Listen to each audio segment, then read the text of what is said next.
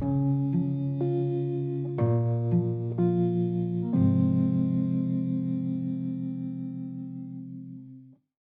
to the podcast. My name is Father Bill W. I am an Episcopal priest here in Austin, Texas, and have had the gift of recovery since December 27th of 1972. The purpose of these podcasts is to go deeper into the history of Alcoholics Anonymous, the psychology that I think underlies maybe the reasons why AA works when other things do not, and the spirituality, because that's it's kind of slippery and a bit elusive, and so it's to kind of flesh some of that stuff out. We do have a new video. I encourage everybody to go see it if you haven't already.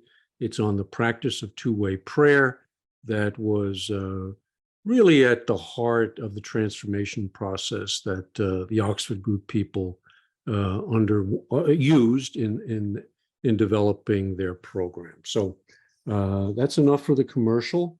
I want to save a lot of time for my guest, and my guest is Matt D. He is the executive director of All Addicts Anonymous. It's a program that was begun by Tom Powers many, many years ago. Tom was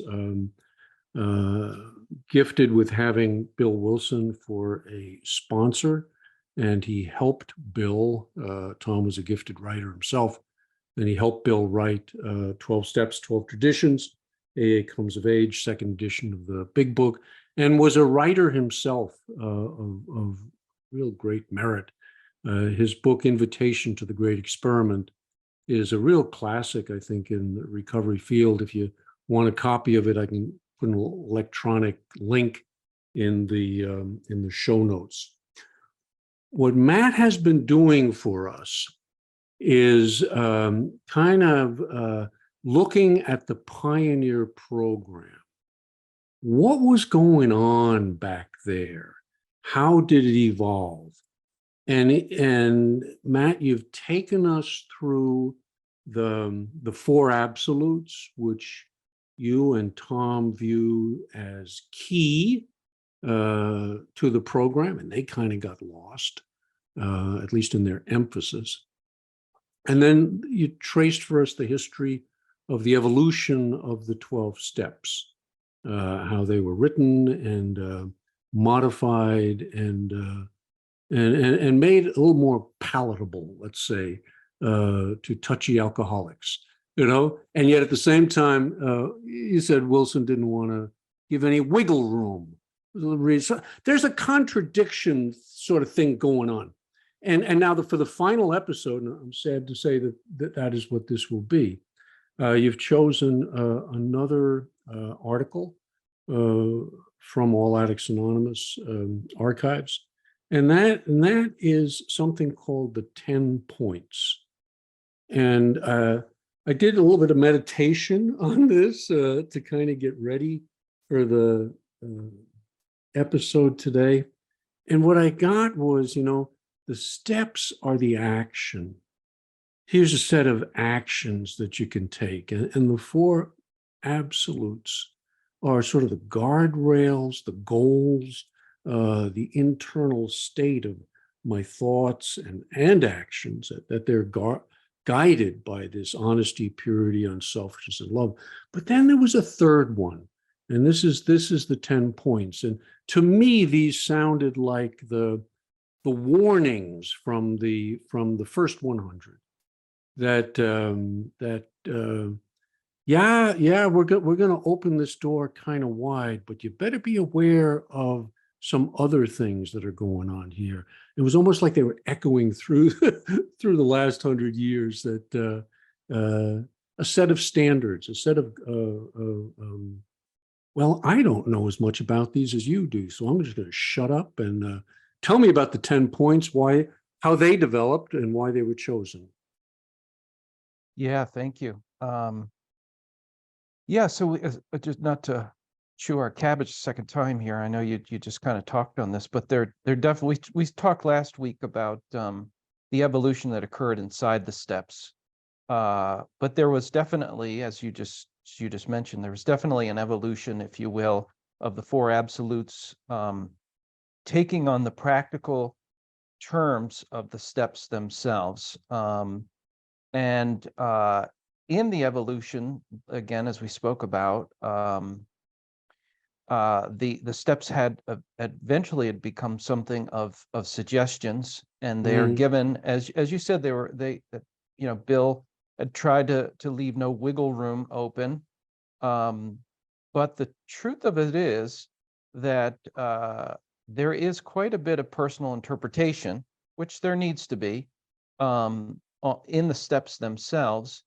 And there's also, and this is big, there is a personal responsibility of each member to elect for themselves how they're going to work this program.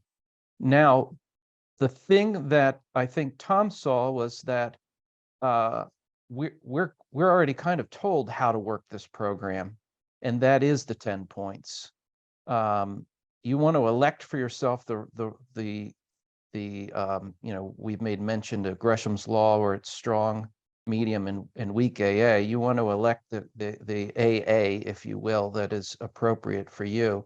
But if you want to do this thing the way it was outlined and suggested, it's already in chapter 5. The language of this, I don't really believe was softened up very much, like the 12 steps eventually had kind of been done through the suggestions, alteration. I wanted to just briefly just read the introduction to the 10 points that we have in our AAA literature. I somewhat see this like, if you're going to be baking a cake, for instance, you have both directions and you have ingredients. In the directions tell you what to do with the ingredients, if you will. Now, this is not a perfect analogy, but there is a relationship between the steps and the 10 points that is a winning combination, if you were to just leave the 10 points out. And Tom had really gone through the trouble to boil them down and put them in point form. I believe the first time I ever saw them in print was in 1960. I think it was 1964. It was the very first booklet he had put together for Eastridge, which was later became a spiritual community based on the 4 absolutes and 12 steps. But at that point, it was something of a drying out place for alcoholics, and it did have the door wide open for anybody with any kind of addiction. And he had pulled together like a handbook, and that was the first place that I have ever seen the 10 points actually in print. I don't know a lot about his when he first went through chapter 5 and pulled them out. I don't know too much about that. We kind of just I don't want to say we took them for granted. We definitely, it's always been considered part of the AAA program, but we just never really got into that. So I don't know. But here's what we say now, leading up to the 10 points, and I won't read them individually because I guess we'll leave some room for going through them. Right.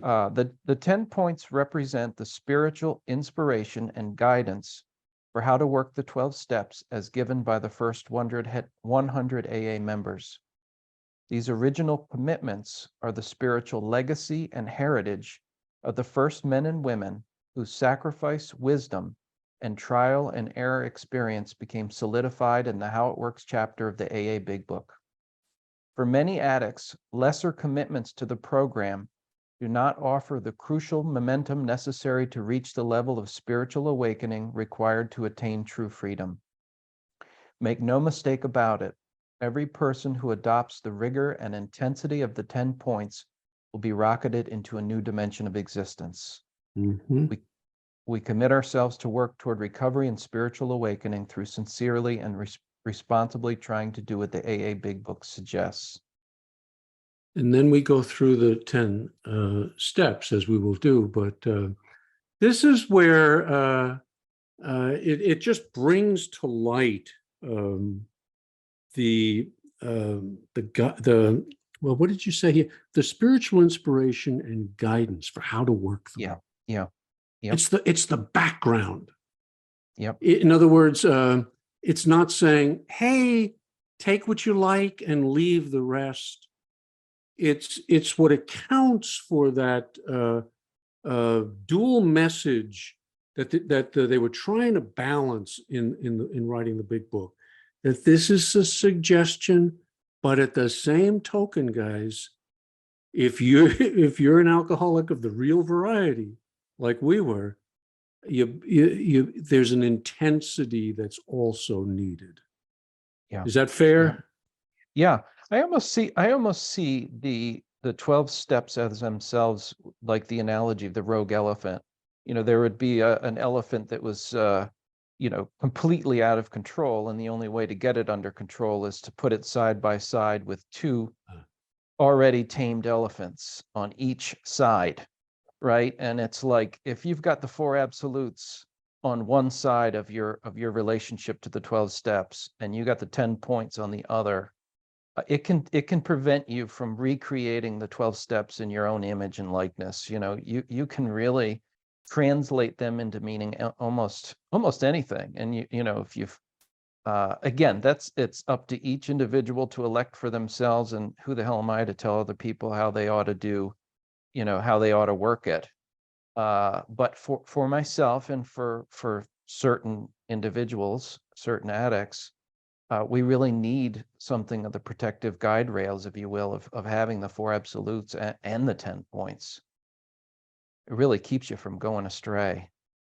Exactly. So let's go through them point by point and just kind of give some commentary as to why this point is there. So the first one is completely give yourself to this simple program. Yeah, and these are outlined just in the same order in which they are presented in chapter 5. So Right. the first one is completely give ourselves to the simple program. I mean, this is whew, every addict is always is withholding, Withholding, that's right. yeah, the surrender versus compliance is all about this going along, but internally reserving the right to run your own show, or maybe the reservation to drink again or something. It obviously the problem that the addict has. And I think that the 12 steps themselves are an initiation into giving yourself wholly over to God. I mean, when you first walk through the door and you say, my name is Matt, I'm an alcoholic or an addict or whatever, that is the first initiatic door in which you go through, because you can't put that genie back in the box very well, right? When you come up against doing a fourth and fifth step and then taking it to God, that is another initiatic door. That's an initiation. You come out of that, it's very hard to ever put that genie back in the bottle. But the ultimate one is when you get to the 9th step and you actually go back. And this is what the Oxford Group's thing was all about, was just making things right with other people. Mm-hmm. You actually go back to someone and say, in some such way as I was wrong, I did you harm, I'm sorry for what I've done, I want to make this thing right, where there is an amend. You go through and you come out of that experience where you how do you go back? You can to a certain extent, but there's a process in which you've gone through that you are furthering the process of giving yourself to God. The constraints that are now put on the ego are definitely tighter than ever. It's very hard to go back, and people do, and people drink again, and people whatever. But to get rid of the knowledge of the spiritual actions that you went through is very difficult. And the idea here is, when you go through the door of recovery, that you got to leave behind all your old baggage to get through the eye of this needle and come out on the other side completely giving yourself to this thing. If you do not, if you are sick in some way and the doctor says take this thing and you're going to take it only on Thursdays and Wednesdays, Right. you know, how do you fault anyone? This thing is to be thoroughly, completely, and wholly united to God and his program this way. Or it doesn't work. And doesn't work doesn't necessarily mean that you're going to drink again, but it does mean that the peace that we are seeking will not be there.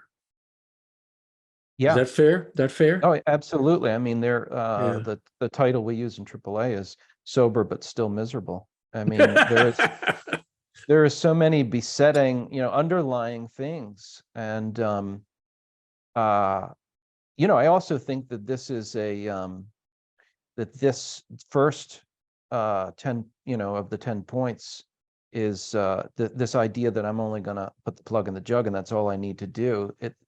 Every time you look at the steps and you start looking at these points and then obviously the absolutes, you're like, this is not a way of life that is compartmentalized. You may need to compartmentalize it at different times for different reasons, but if your entire approach to this thing is, I'm just going to give my alcoholic self over to God and that's all that is needed, then you're going to end up sober but still miserable. Right.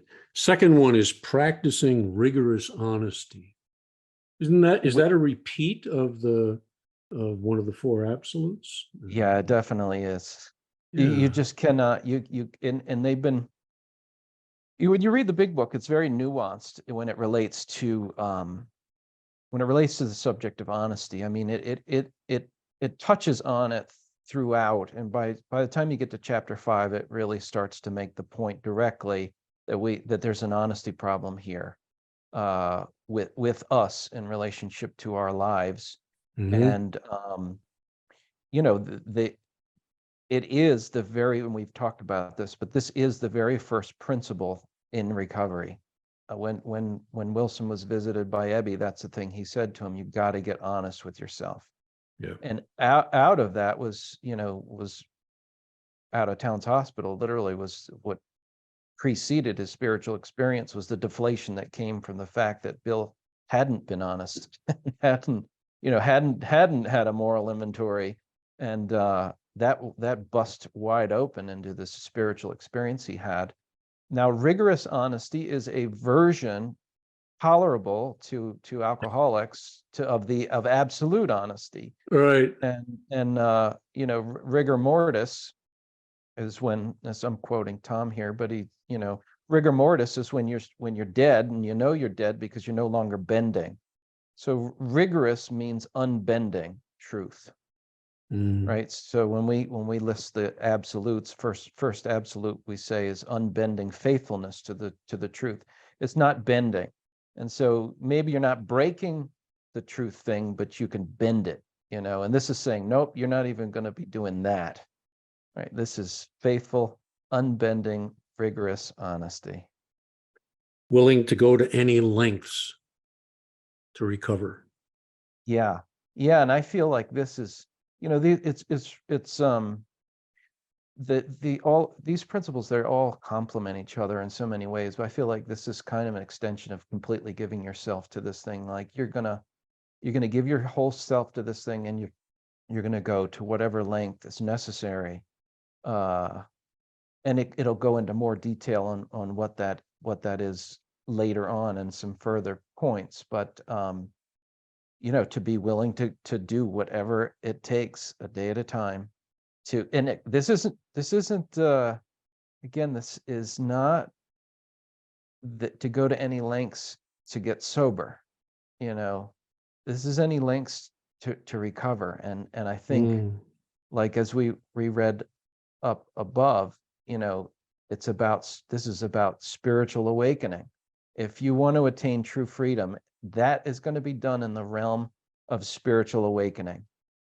If the lengths that you go to are all at this, about changing your life. Remember, we talked about the ladder. if it's just about changing your life or your circumstances or moving from this place or just putting the plug in the jug, there is no answer in that. The answer and the length in which we have to go is an inward thing, and it's the realm of spiritual awakening. In Jungian terminology, they would say it is the relationship between the small self and the greater self. And there must be a willingness on the part of this smaller self in the presence of the greater self, or it isn't going to work. It's kind of like the first commandment. The true self will not have false selves in front of it. There has to be this getting the relationship right. And I Be think rightly related. Yeah. One of the things you hear all the time in the program from people who have gone through the initiatic stages, if you will, and come out on the other side is how lenient and giving in his mercy that God is, that he does not make us travel any further than we really need to. Like this isn't just some overlord that's gratified by watching us, slave away in our efforts towards him. I mean, this is a thing where just the littlest, it's like the little touch of the hem of the garment will do, just beginning to make some movement towards him, towards sanity, towards spiritual awakening. And that's the beginning, right? He responds to that. Right. And if we can grasp that concept, this then becomes a lifelong practice, not a single event. It's not like, 30, 50 years ago, I made this decision, now it's over and done with. No, it deeper and deeper each day. Yeah, that's right. That's right. And there are certain, people relate to the steps in different ways, and there's certain steps that people feel, I think you may be in this camp that, that you are a one, I don't want to say one-time thing, but there are things that you've done at one time. When you look at these points, these are again, these things relate to eternal truths. These are things that are like, where am I in relationship to them now, kind of things. Right. That's right. Yeah. Yep. There is no easier, softer way. This one's kind of beautiful in its own way, because what it says is that there is an easier, softer way, which is the program. It's the AA way, or the AAA way, or the SA way, or NA way, or whatever. Anybody who's really practicing the 12-step program, depending on whatever fellowship they're in. But that is the easiest, softest way. There is no other way. And I think, and we've talked about the kind of it's a thing that's coupled. It was the genius of the people who were part of the formation of this thing, but their genius only could go so far. It was the inspiration, obviously, from God that made this thing come about. And that said, like, the people that were working on it they did not add. Again, they went through such, as we said above, trial and error. They went through so much to try to figure out what was the most compact and lean way to present this way of life to people. They were not adding stuff in there. Even the removal of getting down on our knees, or anything they thought was superfluous or unnecessary or extra. They really stripped it down, and they're saying, here is the easiest, softest way. We haven't added anything to it. There's not any special dogma. There's no fees to this thing. There's no requirements. This is it. And obviously, on the other end of it means that my own way, where I'm going to do, even if I do 90% AA and 10% my program, that's the harder way. That never pans out to be the easier way. Right. That's where the fear, the guilt, the miserableness is going to creep in. Sober but still miserable, or Sober whatever. but still miserable. Yeah. Yep. Fearless and thorough in our practice of the principles. Fearless Yeah, it and was, thorough. yeah. So we talked about fear a number of times throughout this podcast Oh, yeah. series. And also that its opposite is this thing of courage. And I had mentioned that the Latin word relates to the core, of which means one's own heart, Right. and the heart is the place of the will, or the spiritual action of the person. And it means to approach these things with unencumbered by fear of this, with the full spiritual action, as much as a person has, hopefully animated by God to practice these principles. You want to do it completely without reservations. It's a little bit of a repeat of the first point, but to actually come at these things in that way. And frankly, I got to say, there's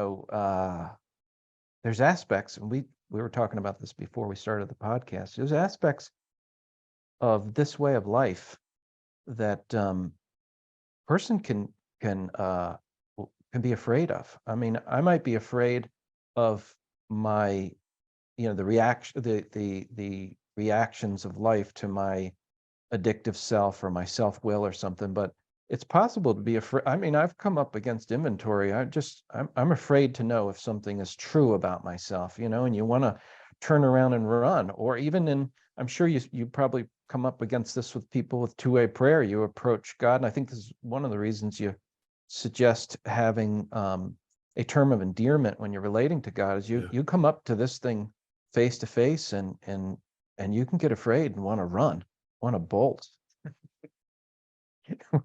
Except the experience proves otherwise. It really does, and we were Yeah. saying that very often the tension of fear can be borne out into intense love. That Yeah. you come up against this thing of being afraid of this principle, of the principles of this way of life. I mean, how often is an alcoholic totally new, sitting there in a seat saying, I don't want to say my name is Joe and I'm an alcoholic. Right. You're afraid because you're going to enter in a whole new dimension that you've never been in before, and you can get afraid. And this is the thing where you're going to approach this thing without fear and thoroughly in your practice of these principles. It's the Nike It's, principle. Just do it. yeah, Take the yep, plunge. yep, Take the that's right. plunge. And I don't even see that I've overcome the fear, perhaps, when I take that leap. But it is that leap of faith that has to happen. Very often we don't even realize it's fear. Yeah. You see Mhm. that in retrospect. Let go of the old ideas. Absolutely. Yeah, well, there's that word absolute, Keep slipping back in there. and it does. They tried to get rid of it, but couldn't do No, it. Yeah, our this one, old idea, but our old idea. What are the old ideas, Matt? What are they? I have a friend who always says every morning I wake up with a new set of old ideas. Uh,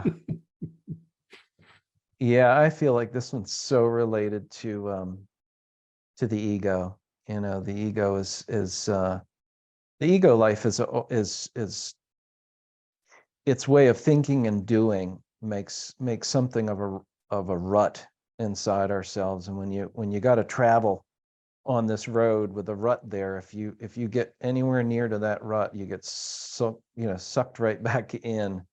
But I feel this one's very much related to egotism, Yeah. um, and the way that the ego thinks and handles and runs its life and its ideas. It always has It reinflates. yeah. The best example I've found of this is the old movie from, I guess it was the 80s, The Terminator, Arnold Mm-hmm. Schwarzenegger. They destroy him, but then like mercury, it's down Yeah. on the ground, and it reconfigures. And once again, there it is in all of its alternate power. Yeah, it's always reknitting, and that's the thing that the warning that we've given over some of these podcasts was that it the longer you're in the program, the more renewed power that you have for the reknitting process. You know, the ego can, an ego of an alcoholic or an active addict of some kind is pretty bad, but the ego of a person who is not continually drawing on that power in that destructive way has a currency that they can, you know, they can really make a mess that they couldn't before. I mean, you can, how many people you see come in the program are sober but still miserable and ruin their families because of other things. I mean, it's totally possible that you can make a mess with the renewed strength that God gives you, and that strength is to be used towards completely giving yourself to this program and to be practicing rigorous honesty and to be willing to go to any lengths. But the moment that you let up on that, you're in a real jeopardy. You're in real jeopardy, worse than ever. So recognizing, next one, that half measures will not work. Yeah, again, I feel like that some of these have repeated kind of themes, but you know, half measure is it certainly means that you're not completely giving yourself to this. It also means it's not a thorough process, you know. And this is, you know, they have to drill this stuff in this way, you know. An alcoholic or an addict, they need to hear these things over and over again. And everybody can relate to a half measures. I mean, you know what that is. Yeah. And we know. Yeah. And it is what we do oftentimes. Yeah. You know, I remember I was in Louisiana. I was working at a treatment center there, and I'm giving a talk, and my sponsor is in the back of the room, and in a flush of grandiosity, I suppose, I say, and half measures availed us nothing. And he shouts from the back of the room, "Oh, horse shit. I got 35 years on half measures." And there's a truth to it, you know, that we're going towards the full thing, but we do come up short. And then when we come up short, we're not blasted. We're just encouraged. Are you able to do it differently tomorrow, more fully tomorrow? That's the invitation. And to me, Matt, that's what keeps the program fresh and exciting. Yeah. Well, that I'd say, you know, a lot of people come up against the absolutes and their first thought is, oh, well, you know, this is just asking way too much, you know. But boy, when you take a look at these 10 points, I don't know, are they asking anything less? I mean, they're like, no, holy cow. And the kind of the godless psychological approach very often is to just how do you want to say it? Lower the level of aspiration to whatever level that you're at, so that, you know, so you don't upset yourself or cause any problems or whatever. But if the aim is God, and God is perfect, then there is a push towards perfection. We're not saying, you know, that we're going to be achieving that in any sense, but that has to be the aim. If the aim was anything less, and if you know this when you're a kid and you're in school and you're like, yeah, I'm going to get a C, that's all I need, I'll pass, and you end up with the D, you know, and it's like, okay, I'm going to get an A plus, and you're like, all right, well, I got a B, you know. It's like, that's how this thing goes. If you're shooting for the brass ring, you're going to have some success. If you shoot for, you know, you want to change your level of aspiration to fit your own needs and self, you're going to end up failing. You're going to be sober but still miserable, or worse yet, drunk, or maybe not worse yet, drunk. Maybe sober but still miserable is worse than drunk. Yeah. So the formula for me, as I've kind of studied this material, is aim for perfection, settle for progress. Yeah. Yeah. And the Yep. world of difference between aiming for progress. No, aim for perfection. Aim for, and Yeah. there's also what I'm hearing as we're talking about this is, why am I still miserable? How is ego still manifesting itself in my life so that these things are not happening? The surrender Yeah. is not complete. Yeah. Yeah. And that's Well, the okay. Welcome to the human race. This is where we are. yeah. But don't Yep. deny it. Yep. Yeah. Yep. I think that's right. So God, ask for God's protection and care with complete abandon. Stepping off the edge. Yeah. Well, I think if we remember, this is kind of mirrors or mimics one of the earlier versions of the steps where we were to uh, give ourselves over to God's direction. Yeah. And so, I mean, this is asking God's protection and care with complete abandon. Again, there's this constant thing of fullness, thoroughness, completeness, wholeness. I mean, they keep, it's being referred to here in these points. It's being referred to in the steps themselves, where we're talking about in all of our affairs, all these defects of character, our will and our life. I mean, it's saying thoroughly, fully, totally, truly, wholly. Yeah. It's the whole thing, and that's how we want God's help. We want it thoroughly. We don't, we don't approach God. I just want help with this booze thing. That isn't how this thing works. It is our whole selves and our whole lives. And the great thing is that we don't enter into this process. You look at these points. If you look at them as checkoff lists, egotistical Right. checkoff lists, Right. or this is how I'm going to do my New Year's resolution, you've done this thing all wrong. And I think that's one of the reasons why we recoil, and also in recoil and fear, and look at them and say, sorry. It's because we actually are approaching these things as a sole individual. If we have God's protection and care, then it can become possible. Absolute perfection? No, that's not possible. But any attempt at actually working towards any of these, if we do it with God's help, He'll help us deal with with whatever shortcoming Right. comes out of it. Yeah. If not, then we're back running the show again. You know. There's a lovely line in Invitation to the Great Experiment by Tom, where he talks about a bunch of alcoholics, addicts sitting in a room, and a new man or woman comes in desperation, you know, willing to completely abandon themselves. Help me, I'm dying. And he says, we should sit at that individual's feet, because you may Yeah. have 10, 20 years, but you can learn from that individual what is being talked about in these 10 points. Yeah. How do I Yeah. grasp that? Yeah. Yep. Mm-hmm.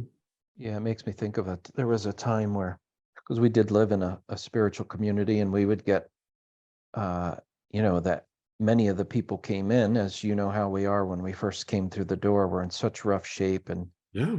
there were a couple of the young kids who were growing up there and had not had anything near life troubles of any kind. They were so well nurtured and everything else. And there were a few of them joking about the condition of one of these, you know, roughed up individuals that had come in, and Tom had responded in that way of the conditions of that make an addict willing to accept God is such a sacred thing.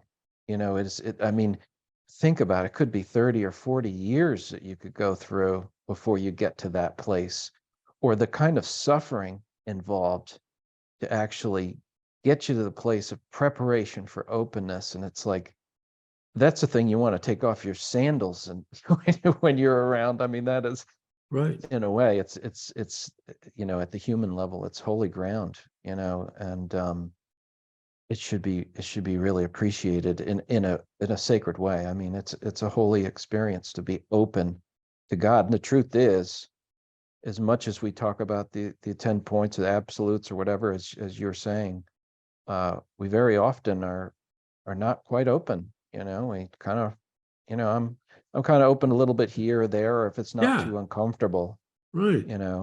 And that isn't what this is talking about. This isn't saying do these things if you're comfortable doing them, or do these things if they're convenient. It's No. not saying that at all. It's saying this is the level we, the first 100, had to get down to experience this transformation. Yeah. Be Yeah. mindful of Yeah. this. Yeah. Yeah. And the And thing that's beautiful is the way that God almost did we talk about the laboratory, where it's like the laboratory for testing out this way of life was done on some of the people who are the most destitute. It's very hard to make an addict as destitute now in the same way as the 1930s. Dr. Bob made that point in his last major talk. He just said that we didn't have money. I mean, if you didn't get this thing, you were out on the street, and your family was out on the street. Now there's so many, mechanisms put in place to help protect one another, and social things and help and stuff. The entire country was poor, and people were, the alcoholic was in a tough way. If he didn't get this thing, he really could, he and his entire family could be out on the street. And this thing was kind of test sampled, if you will, through that that scenario, or that that situation. They were really in a bad way. And yeah, wow. but the bad way is also an internal thing. It's It not is. necessarily determined by the external. Yeah, that's exactly right. Right. So the external conditions helped assist the process. The actual place of being open to this thing can happen to anyone at any time, but it does require, as we've been saying over and over again, the at least temporary paralyzing of the ego. Right. I guess that's why a counselor, I was in the Jesuits studying to be a priest when I hit my bottom, and the counselor sent me to go live on Skid Row for a year. Yeah. Uh, He says, you're not going to get it over there. You're not at a physical bottom. You can drink for 10 more years, but you're at a spiritual bottom. Yeah. And you've got to be able to make this identification in a lifelong process of transformation. Yeah. Yep. And the classic one for me was a guy who checked himself into treatment because he missed his son's birthday because he got drunk, and he had sworn he'd never do that. And he was at a bottom that was enviable. It was, tell me what to do, I'll do anything. And other guys are sitting there, they ain't even close to it, and they've done 1,000 things worse. They're not even close to this recognition. So it's the collapse of the ego system.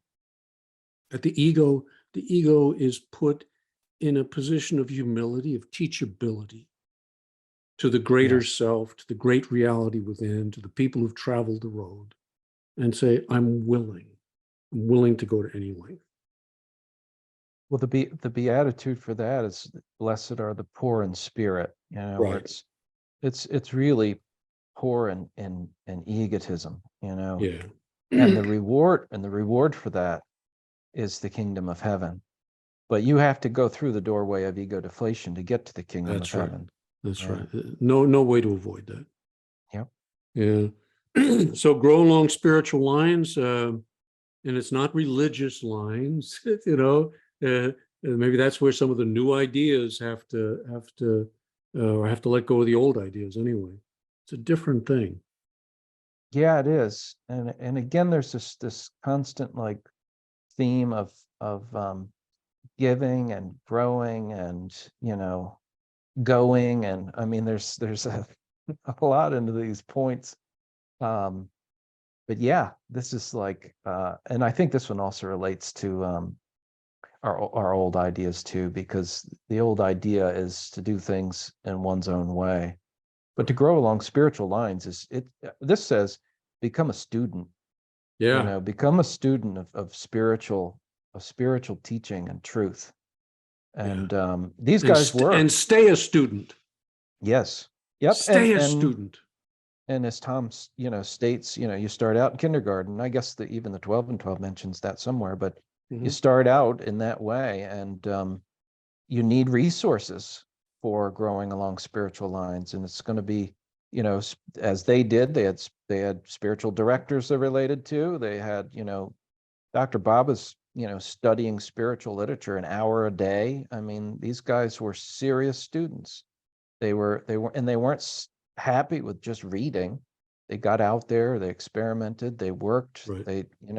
they taught on the subject, they learned on the subject, they related. I mean, Bill Wilson probably wasn't a spiritual author during, the last 20 or 30 years of his life that he wasn't in communication with somehow. These guys were really trying to grow and to learn and to move. Yeah. There's an excitement to that. I mean, I can't tell you how many people they just get, and myself included, kind of get bored. Is this all there is? Well, it's all there is if you're going to do the half measures approach. But if you're going to do the Pioneer program, this is just the beginning. Yep. Yeah. Yeah, and they were into everything under the sun. And you go back and look at some of this older literature. I was doing it this morning, looking at some of the stuff coming out of Akron, and they were reading all kinds of stuff. I mean, they were really open. Mm-hmm. Then he kind of sums it up in the 10th point, accepting the following pertinent ideas, right? A, you cannot manage your own life. That's I think for me, it's not the orthodox interpretation of unmanageability, but in my own studies of the Oxford group, it's the only one that makes sense, that when Wilson wrote Our Lives Had Become Unmanageable, he wasn't talking about the problems that the drinking brought about. He was talking about the inability to stay sober, relying on his own power, on his own management, that he had to find a management outside of ego, outside of the little self. And that's why that word is so important. Yeah, it is. And I think they choose their words with attention behind it. When they talk about a new employer, I mean, it's like, right. This it's is management, under new management. Yes, exactly. Yeah. Exactly. So, and there's the question, who's managing my life at this moment? At this moment, moment to moment. And if you learn to watch yourself, as Tom says, if I don't watch, I don't know what the hell to pray for. Yeah. He also said something similar when it came to the relationship between steps 3 and 11. He just said, like, if you were to show up to work, if you will, to your boss, what kind of an employee would you be if you didn't say, okay, boss, I'm here. What would you like me to do today? Like, if there isn't some kind of relationship to what is it that you got for me? Right. You'd never succeed on a job that way, and the 3rd step and the 11th step has that relationship. Absolutely. I couldn't agree more. B, probably no human power can restore you to sanity. Yeah, it makes you wonder. They're probably just kind of just softening it up just a little bit, but and you can respect why they when they do soften things up, you can respect why they do. Absolutely, yeah. But you know, when you just know in your guts, it's like, all right, it's no human power. And the no human power, the one that the biggest one of all, the biggest threat of human power is your own. It's not necessarily meaning only just external human powers. Very often it's reliance upon your own. Uh, and this thing of a restoration to sanity, it makes reference to the fact that we were sane at one point to a certain degree, and you're going to be restored to some kind of sanity. And sanity is clear thinking, it's peace of mind, right? It's also more than that in the sense that it's reference to a power, an ability to be able to uh, discern what is right for you, what's wrong for you, and it's also a power, if you will, to help carry it out. Mm-hmm. I can't help but reflect, that many times we put our sponsor in that capacity. That it's, Oh, yeah. you restore me to sanity. Well, he's just, or she is just a human power. No human power can do that. And there's a Yeah. temptation on the part of sponsors, I think, to assume that power with people. It's very dangerous. Yeah, it is. I'm really glad you brought up the point. I might have missed it, but that's a really important thing to be said. And people do. Well, what do you want to say? I mean, an addict has got a long lifetime of experience just relying on other things to get them out of jams, if you will. And Right. that need is I think it's a neutral need in the sense that it's not morally right or wrong. It's just built into the psychic part of the person. And I think if they're to have any success, uh, it's not to have reliance on any human power. It's got to be on God alone. Right. Um, My experience with this it's very much about projection. I project onto my sponsor qualities that I can't see in myself. And that's right. And it's needed. And the same thing is true in a therapeutic relationship, that the therapist becomes the screen on which I project things. So he or she becomes godlike in a sense. And my time with them is special and unique and all that sort of stuff. And I think you have to go through that. If you bypass that step, I don't think you're going to get there. But if you yeah. stay stuck in that step, in that level, I don't think you're going to arrive at the other. Yeah. Well, we've talked about fear a number of times, and I found myself in the trap of this thing of relying on a human power, somebody else, Absolutely. especially when I was in a state of fear, Absolutely. trouble Yeah. in marriage or family or whatever. Right. And I just place a false or wrong reliance on another person to help me through a time. And the fact of the matter is there has been, we are representatives of God's help in certain ways, but it's a very limited way. And the the problem is when we make an idol, if you will, out of each other. But Right. I have relied and become dependent Right. in a wrong way, primarily out of this. I guess after doing a lot of inventory work, I see the two big Nicole calls the two big giants are pride and vanity. Pride meaning self-will. The other one is vanity. This concern of how I appear and what people think of me and all that. And you can take that fear and incorporate it right into the program and set off to become some kind of guru yourself or have some guru for yourself.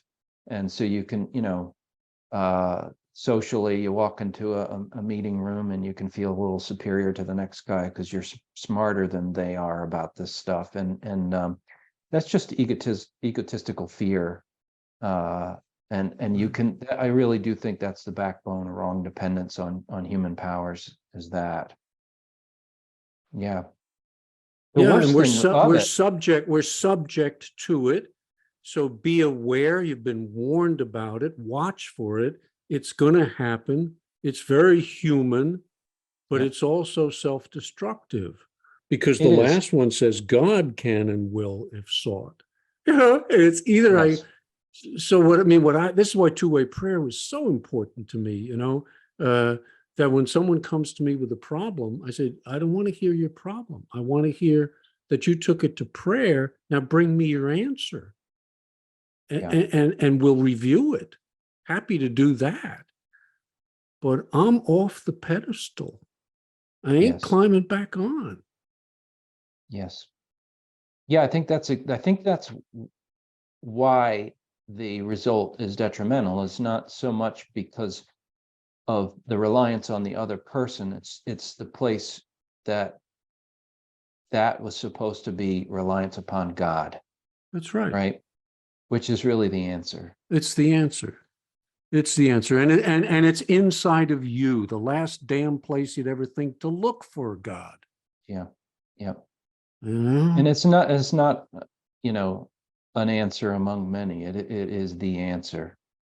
It is the answer, capital T. Yeah. Yeah. Um,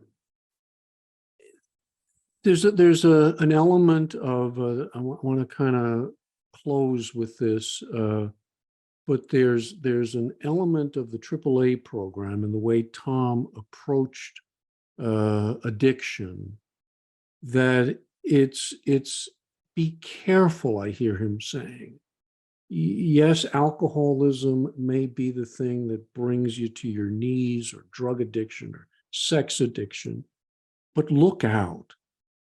Addiction has many faces, many heads, and it will pop up. And so while singleness of purpose is really helpful in the early stages, watch out in the later stages. And this is where 6 and 7 come in, where the absolutes are coming in. But it's that broader look at where is my spiritual faith, trust, hope being placed? Is Yeah. it in? Yeah. Yeah.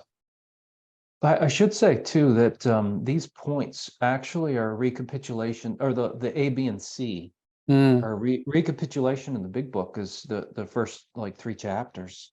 It yeah, takes you through this process. that's right. Uh, I wanted to, if you indulge me for a second, there's just 3 or 4 paragraphs that kind of sums up Hmm. kind of all that we've been talking about. Go for it. Um, yeah, well, it just says this. With the coming of Alcoholics Anonymous, millions of alcoholics otherwise hopeless have found their way back to sanity. But there is far greater life-saving power in the principles of AA than has yet been widely recognized, because what is involved is the practice of the ethical and spiritual principles common to all humankind and applicable to all humankind. The original program, and that's what we've been talking about, the Pioneers program here, the original program of Alcoholics Anonymous consisted of the 4 absolutes, later formulated by AA as the 12-step program. The absolutes were the foundation on which the steps were built. This original program was a world shaker. This is the program by which co-founders Bill Wilson and Dr. Bob Smith got sober, by which the famous first 100 AAs recovered, by which the whole movement was launched in the United States and Canada and worldwide. The 12 steps first appeared in the book that greatly unified the early fellowship and gave the movement its name, Alcoholics Anonymous. Written in 1939, the AA Big Book transformed the fledgling society of 100 members into a uniquely effective international recovery movement and one of the great forces of our time for spiritual conversion and life change. The 12 steps are the most effective and most widely applied statements for successful recovery work in modern times, and one of the greatest working statements of the spiritual life of all times.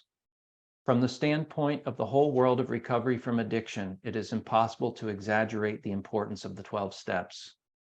The 12 steps, however, were not written alone, but in tandem with a set of life-saving directions known in AAA as the 10 points, which appeared in the 5th chapter of the AA Big Book.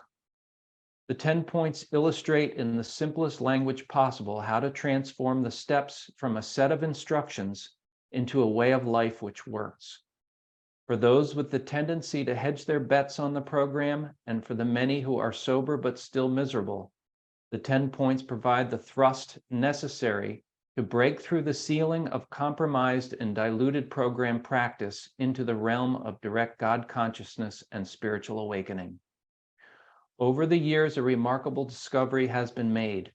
It has been found that these original AA principles are effective in producing recoveries not only from addictive drinking, but also from many other forms of addictive behavior, including both substance addictions and the mental addictions. Consequently, it is now possible to have one program that works equally well for all addicts and all addictions, and especially for the many persons who are fighting more than one addiction at the same time. And so the 4 absolutes, the 12 steps, and the 10 points, as adapted for all addicts and all addictions, are now called the All Addicts Anonymous program. Well, it's a nice, beautiful summary of where this series has taken us, looking at the absolutes, looking at the evolution of the steps, and now kind of culminating in the 10 points that are speaking to us from the experience, I suspect, of the pioneers. So, Matt, I want to thank you most sincerely for guiding us through this journey. It's been really helpful. I've gotten a number of comments from people, and the part that you just read will be in the article in the show notes. So along with the 10 steps that people can take a look at and study and check yourself. How you doing on these? And if you come up short, join the group. Join us. We all come up short. But now we know what's missing and why perhaps a little misery has entered back into my life when so much more is being offered. So, Matt, thank you so much. Oh, yeah. Thank you. It's a real honor to be here with you. Great. And I want to thank you guys for listening. Hope this series was helpful. It kind of got me back on course. So I tend to drift, and it was really, really helpful. So thank you guys for listening. God bless, and keep coming back.